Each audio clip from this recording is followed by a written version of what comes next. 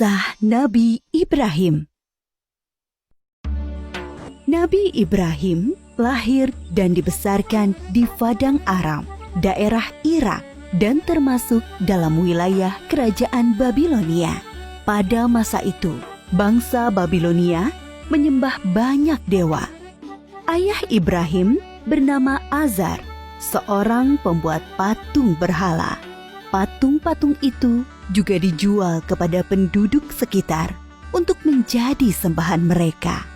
Allah memberi Ibrahim pikiran yang cerdas dan kritis, serta keberanian yang besar. Dia mengilhamkan pemahaman kepada Ibrahim bahwa menyembah patung-patung itu adalah kesesatan yang nyata. Ibrahim bertanya dalam hati, "Ayah, mengapa ayah menjadikan patung-patung itu sebagai Tuhan? Bukankah ayah yang membuatnya? Bukankah patung-patung itu tidak bisa mendengar doa-doa kita?" Dia berpikir keras, siapakah sebenarnya Tuhan yang pantas dipuja, dimintai pertolongan dan perlindungan? Allah membimbing Ibrahim untuk memahami Tuhan yang sebenarnya. Mula-mula, Allah memperlihatkan langit yang penuh bintang bercahaya di malam yang gelap. Ibrahim berkata, "Sungguh indah, inilah Tuhanku." Ketika pagi tiba, langit menjadi terang. Bintang-bintang itu pun menghilang. "Oh, bintangnya hilang. Aku tidak suka Tuhan yang menghilang. Itu bukan Tuhan." Pada malam yang lain, Ibrahim melihat bulan terbit sangat menawan. "Wah, sungguh indah. Ini dia Tuhanku." Ketika pagi tiba, bulan itu tenggelam. Ternyata yang ini juga tenggelam. Ini juga bukan Tuhan. Oh, manakah Tuhan yang sebenarnya? Kalau Dia tidak memberi petunjuk kepadaku, pasti aku juga sesat seperti kaumku. Di kesempatan lain, Ibrahim melihat matahari terbit. Sinarnya terang memukau. Ini dia Tuhanku, Dia yang paling besar. Tetapi di senja hari, matahari akhirnya tenggelam. Taulah dia, matahari pun bukan Tuhan. "Wahai kaumku, aku tidak mau menyembah Tuhan-Tuhanmu itu. Aku ingin mengabdikan diriku pada pencipta semua ini." Dia berusaha membuka pikiran kaumnya atas kesesatan mereka selama ini. "Paman, patung-patung apa ini? Mengapa semua menyembahnya?" "Dari dulu leluhur kita menyembah Tuhan-Tuhan ini." "Iya benar, bapak-bapak kita pun menyembah semua ini." "Kalau begitu, kalian dan bapak-bapak kalian salah besar." "Hah? Kamu ini ngomong sungguh-sungguh atau bercanda?" "Sebenarnya, Tuhan kita adalah pencipta langit dan bumi." Dasar anak muda ngelantur." Ibrahim bersumpah dalam hati akan menghancurkan patung-patung berhala itu untuk membuktikan kesalahan mereka. Suatu hari, ada perayaan keagamaan kaum Ibrahim. Setelah memberi sesaji kepada berhala, mereka pergi semuanya keluar kota. Ibrahim tidak mau ikut rombongan itu. Ketika semua sudah berangkat agak lama, diam-diam Ibrahim menuju tempat pemujaan berhala yang berisi banyak patung. Dia melihat makanan sesaji untuk berhala-berhala itu masih utuh di hadapan tiap patung-patung itu. "Mengapa kamu tidak makan? Mengapa kamu tidak menjawab?" Ibrahim bertanya, lalu memukul patung dengan tangannya. Tentu saja, patung-patung itu tetap diam. Ibrahim mengambil kapak, lalu menghancurkan patung-patung itu. Dia hanya menyisakan sebuah patung yang paling besar dan mengalungkan kapaknya pada lehernya. Ketika kaumnya pulang dari luar kota, mereka melihat patung berhala mereka hancur. Sontak mereka berteriak, kaget, gempar seluruh kampung. Bergegas semua orang terutama para pemuka kaum, menuju tempat pemujaan berhala. Oh, siapa yang melakukan ini pada Tuhan-Tuhan kita? Kurang ajar! Kami dengar ada anak muda yang membenci Tuhan-Tuhan kita. Ibrahim namanya. Bawa ke sini anak itu. Maka Ibrahim digiring ke hadapan para pemuka kaumnya. Disaksikan halayak ramai. Apakah kamu yang menghancurkan Tuhan-Tuhan kita, Ibrahim? Yang menghancurkan patung-patung itu adalah patung yang besar ini. Bukankah dia membawa kapak? Tanya saja dia kalau bisa menjawab. Orang-orang yang mendengar jawaban Ibrahim pun tersadar. Merekalah yang keliru dengan menyembah patung-patung itu. Tapi kekafiran yang sudah mendarah daging membuat mereka memutarbalikkan kebenaran. Tentu di sini ada campur tangan setan. Kamu kan tahu, dia tidak bisa bicara, apalagi bergerak menghancurkan patung lain. Berarti kamulah yang melakukannya. Jadi, mengapa kalian menyembah patung yang tidak bisa berbuat apa-apa? Melindungi dirinya sendiri saja tidak bisa, apalagi melindungi kalian. Pemuka-pemuka kaum Ibrahim berunding untuk menghukumnya. Beberapa orang mengusulkan untuk membakar Ibrahim hidup-hidup.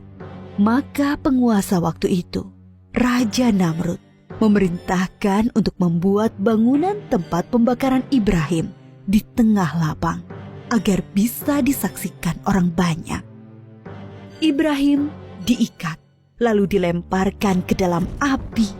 Api menyala berkobar sangat panas. Allah berfirman, "Hai api, dinginlah dan menjadi keselamatan bagi Ibrahim." Maka ketika kobaran api yang dahsyat telah padam, keluarlah Ibrahim dengan segar bugar, tidak terbakar sedikit pun. Bahkan pakaiannya juga utuh, hanya tali pengikatnya yang musnah terbakar. Ketika sudah diangkat oleh Allah menjadi Rasul, Nabi Ibrahim dengan giat dan sabar mendakwahkan ajaran Allah. Bangsa Babilonia waktu itu menyembah dewa-dewa. Raja mereka, Raja Namrud, dipercaya sebagai keturunan dewa.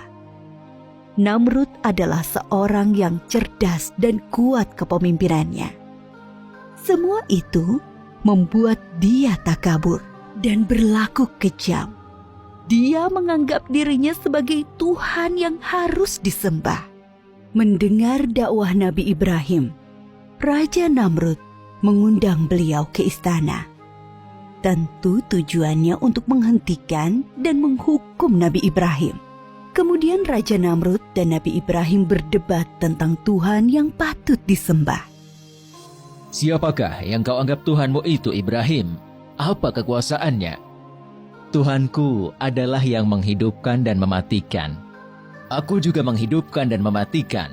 Aku menjatuhkan hukuman pada orang-orang dan aku berkuasa untuk mengampuni dan membiarkan mereka hidup.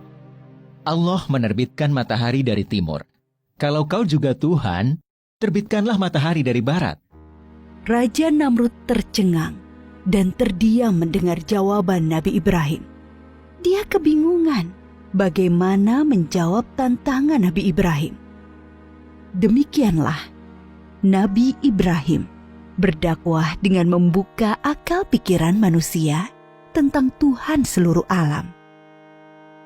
Ada suatu peristiwa ajaib yang menunjukkan maha kuasanya Allah. Setelah Nabi Ibrahim diangkat menjadi Rasul, yaitu ketika beliau bermunajat kepada Allah. Ya Rabbi, perlihatkanlah pada hamba bagaimana Engkau menghidupkan yang mati. Allah Subhanahu wa Ta'ala berfirman, "Belum percayakah engkau pada kekuasaanku?" Hamba percaya, tapi hamba ingin hati hamba yakin. Kemudian Allah Subhanahu wa Ta'ala berfirman, "Ambillah 4 ekor burung, lalu potong-potonglah mereka, lalu lemparkan di atas tiap satu bukit, satu bagian. Kemudian, panggillah mereka. Pasti mereka akan datang kepadamu dengan segera. Nabi Ibrahim melakukan yang diperintahkan Allah. Maka keimanannya bertambah mantap. Kepada bapaknya, Nabi Ibrahim tidak putus asa mengajak meninggalkan penyembahan berhala. Wahai ayahku, mengapa ayah menyembah sesuatu yang tidak bisa mendengar dan melihat, serta tidak dapat berbuat apa-apa untuk menolongmu? Sesungguhnya Allah memberi aku ilmu. Ikutilah aku, wahai ayahku. Jangan ikuti setan. Aku takut engkau akan ditimpa azab. Bencikah kau pada Tuhan-Tuhanku Ibrahim? Diam. Kalau tidak, kau akan aku rajam. Pergilah, tinggalkan aku. Selamat berpisah, ayah. Semoga keselamatan dilimpahkan kepadamu. Aku akan memohonkan ampunan dan hidayah untukmu. Nabi Ibrahim terus memohonkan ampunan Allah untuk Azar. Sampai kemudian jelas baginya bahwa Azar tidak mau beriman dan terus memusuhi Allah. Allah melarang memohonkan ampunan bagi orang-orang kafir. Setelah terbukti tidak ada yang beriman di antara kaumnya selain Lut, keponakan beliau dan sanak sepupu beliau yang menjadi istri beliau, Nabi Ibrahim hijrah meninggalkan kampung halamannya di Irak. Atas perintah Allah, beliau menuju Palestina atau Syam bersama istri dan keluarga Lut. Di Palestina, Nabi Ibrahim terus berdakwah kepada penduduk setempat. Sambutan penduduk Palestina terhadap dakwah beliau kurang bagus. Akhirnya muncul paceklik dan wabah penyakit di sana. Atas perintah Allah, Nabi Ibrahim dan Nabi Lut berpisah. Nabi Lut dan keluarganya menuju Sadum di Syam, sedangkan Nabi Ibrahim bersama dengan Bunda Sarah menuju Mesir. Saat itu, Mesir diperintah oleh sang raja yang zalim, yang menyukai wanita-wanita cantik untuk dijadikan selir-selirnya. Tidak peduli wanita itu bersuami atau tidak. Bila wanita itu bersuami, maka suaminya akan dibunuh. Raja Mesir bermaksud buruk pada Bunda Sarah yang cantik. Maka Nabi Ibrahim berbohong bahwa beliau adalah saudara Sarah, supaya tidak dibunuh oleh raja. Allah menghalangi niat jahat sang raja. Raja mengembalikan Bunda Sarah kepada Nabi Ibrahim dan memberi hadiah seorang pelayan untuk Bunda Sarah. Pelayan istana itu seorang kulit hitam yang santun dan bernama Hajar. Nabi Ibrahim tinggal beberapa lama di Mesir. Dimanapun, Nabi Ibrahim selalu mendakwahkan pengabdian kepada Allah Subhanahu wa Ta'ala. Tetapi bumi Mesir ternyata juga bukan tempat yang baik untuk perkembangan dakwah. Maka Allah memerintahkan untuk hijrah kembali ke Palestina. Sekian puluh tahun berkeluarga, Nabi Ibrahim belum dikaruniai anak, meskipun tak henti-henti beliau berdoa, memohon keturunan. Menyadari dirinya ternyata mandul dan semakin tua, Bunda Sarah meminta Nabi Ibrahim untuk menikahi Hajar, pelayan mereka yang solehah dan setia. Dari perkawinan Nabi Ibrahim dan Bunda Hajar, lahirlah Ismail. Kebahagiaan Nabi Ibrahim dan Ibunda Hajar ternyata membuat tidak nyaman pikiran Bunda Sarah. Teringat akan dirinya yang mandul, membuat pilu hati beliau. Nabi Ibrahim menyadari dan memahami situasi ini. Allah memerintahkan beliau menempatkan Ismail dan ibunya terpisah dengan Bunda Sarah. Suatu hari, Nabi Ibrahim menyuruh Bunda Hajar untuk berkemas-kemas. Mereka akan mengadakan perjalanan jauh. Ismail yang masih menyusu pada ibunya tentu dibawa pula. Mereka melintasi rute yang panjang Dan akhirnya sampailah ke suatu tempat yang sangat gersang. Tidak ada pohon-pohonan tempat bernaung, udaranya pun panas. Yang ada hanyalah hamparan pasir dan bukit-bukit berbatu. Nabi Ibrahim turun dari kendaraannya, kemudian menurunkan istri dan anaknya. Tanpa berkata apa-apa, beberapa saat kemudian, beliau beranjak dan pergi meninggalkan keluarganya. Ibunda Hajar yang melihat keanehan ini segera berteriak memanggil, "Ibrahim, hendak kemana? Kenapa kau biarkan kami sendirian di sini?" Nabi Ibrahim tidak menjawab, hanya menunduk terus berjalan. "Ibrahim, apakah ini perintah Allah?" Iya. "Kalau begitu aku yakin Allah tidak akan membiarkan kami." Ibunda Hajar begitu sabar dan ridho pada keputusan Allah. Nabi Ibrahim sebenarnya tidak tega meninggalkan keluarganya di tempat terpencil dan gersang itu. Tetapi keyakinan akan kebenaran Allah dan kemurahan Allah menjadikan beliau mematuhi perintah yang sulit ini. Dengan berlinang air mata, beliau berdoa sebelum kembali ke Palestina. Tuhanku, aku telah menempatkan keluargaku di tempat gersang ini, di dekat rumah-Mu, Ka'bah. Mudah-mudahan mereka menegakkan sholat dan jadikanlah hati manusia senang kepada mereka. Dan berikanlah mereka rizki buah-buahan supaya mereka bersyukur. Kurang lebih 10 tahun kemudian, sekitar Ka'bah sudah menjadi tempat yang ramai berkat munculnya sumber air Zam-Zam. Banyak orang bermukim di sana. Ibunda Hajar dan Ismail sangat dihormati oleh penduduk karena mereka dianggap pemilik sumber air itu. Ismail tumbuh menjadi anak yang tampan, santun, dan sabar. Suatu ketika, Nabi Ibrahim mengunjungi keluarganya di Mekah. Setelah beberapa lama tinggal di sana, suatu malam beliau bermimpi menyembelih Ismail. Nabi Ibrahim termangu-mangu memikirkan mimpinya. Wahyu dari Allah atau godaan setan? 2 malam berikutnya, mimpi yang sama terulang. Maka pagi harinya, setelah mimpi yang ketiga, beliau yakin ini perintah Allah yang harus dilaksanakan walaupun terasa sangat berat di hati. Nabi Ibrahim bermusyawarah dengan keluarganya tentang mimpi itu. Anakku, aku melihat dalam mimpi, aku menyembelihmu. Pikirkan, apa pendapatmu? Ismail sangat memahami bahwa ayahnya adalah Nabi Allah.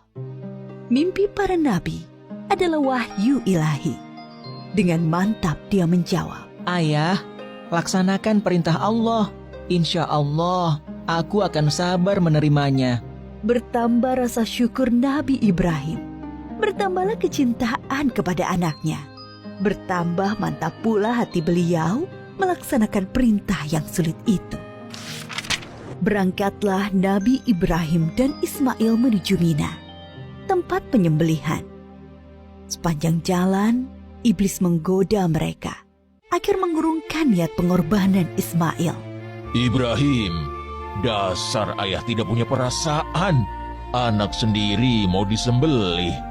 Ingat, kau berdoa puluhan tahun meminta anak.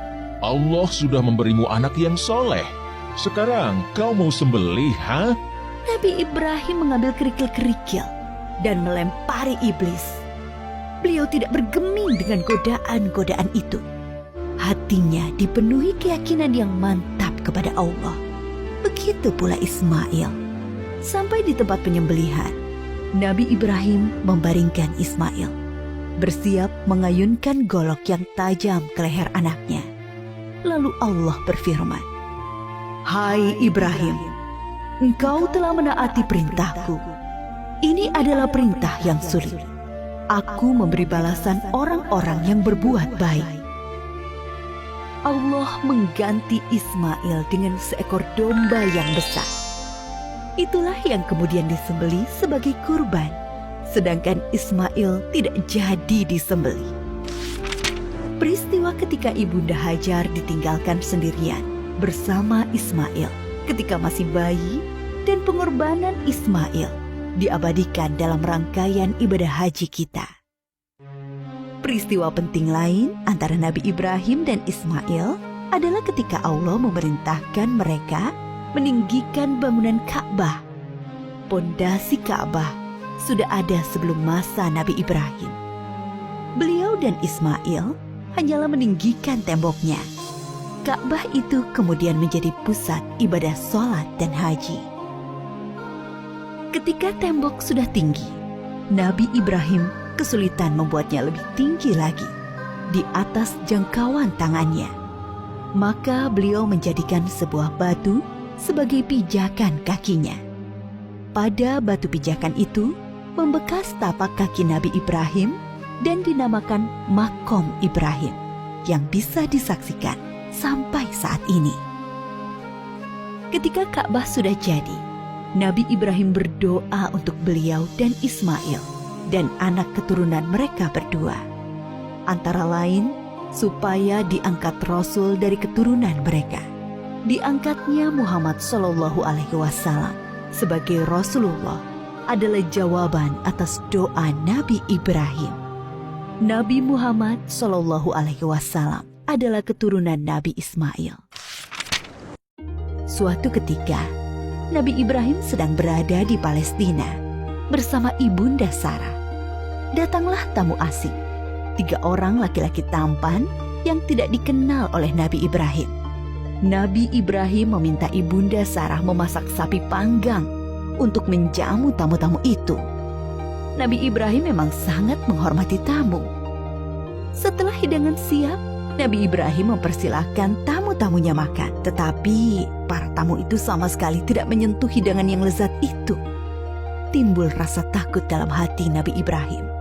Jangan takut, kami adalah malaikat utusan Allah. Kami tidak makan dan tidak minum. Kami membawa berita gembira. Allah akan mengaruniai kalian seorang anak yang sangat cerdas, yang mempunyai pengetahuan sangat dalam. Mendengar itu, Ibunda Sarah memekik kegirangan. Hah? Benarkah? Padahal aku seorang perempuan tua yang mandul. Adakah tugas kalian yang lain, wahai para malaikat? Sebenarnya kami diutus untuk menurunkan hukuman bagi penduduk Syadum karena mereka keterlaluan.